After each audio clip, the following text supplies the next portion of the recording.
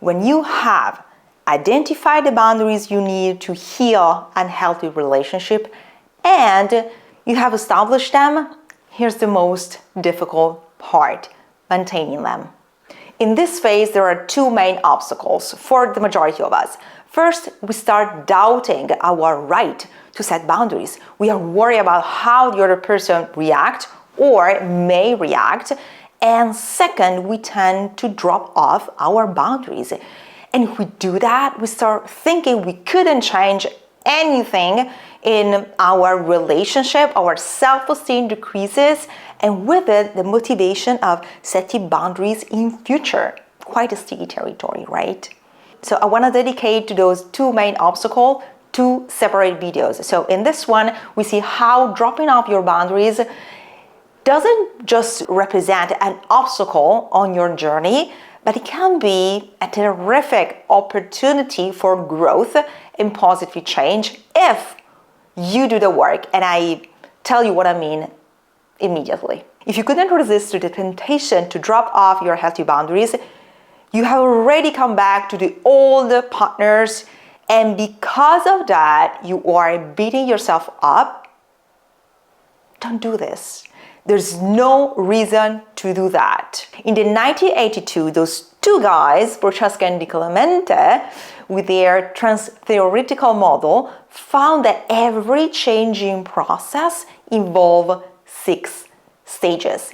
And guess what? They found out that relapsing is an integral part of every changing process, setting healthy boundaries included. So don't waste your time and energy thinking that you are not enough, that you are weird, making up excuses to give up and entering into this kind of never-ending toxic spiral. Not only because you are not alone in this, but it's so common to be considered a natural stage in the changing process. So relapsing is not an indication that you are doing something wrong or that you are incapable of healing the relationship you are living. Getting discouraged in this phase will be like, believing that you never ride a bike just because you fall off it first time you ride it without the bike wheels. Do you do that when you were a kid, the first time you fell off your bike? No, because you knew you were learning. And the same exact thing is happening right now. So what to do now? Don't hesitate to reaffirm your boundaries by communicating them, again, if verbal communication is realistic for you. Even if you drop off your boundaries, they didn't change because of that. So be clear and transparent in your communication. And if you need some guidance in this communication, you may find something interesting in this video. And if communicating your boundaries verbally is not realistic in your situation, you can clarify them within yourself so you will be ready to respond when it's necessary.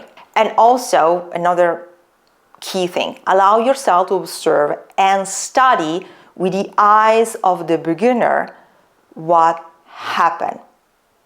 You drop off your rules, observe this mistake with an open heart, meaning leaving guilt and shame out of the way.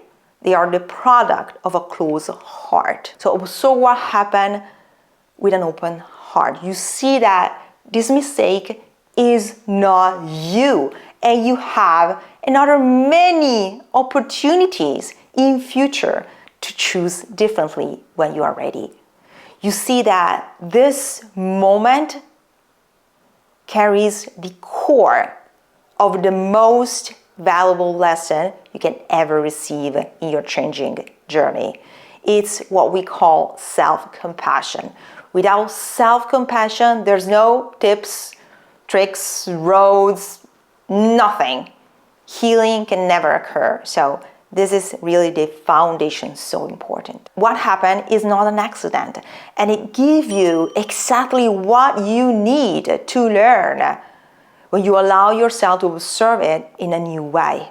And coming back to the old partners is just one of the two main obstacles that we encounter when we want to stick with our own healthy personal boundaries. The other obstacle is doubting about our own right of setting those boundaries. And if it sounds familiar, I really encourage you to check this video because it's entirely dedicated to this topic. So thank you so much for being with me again, and see you next time.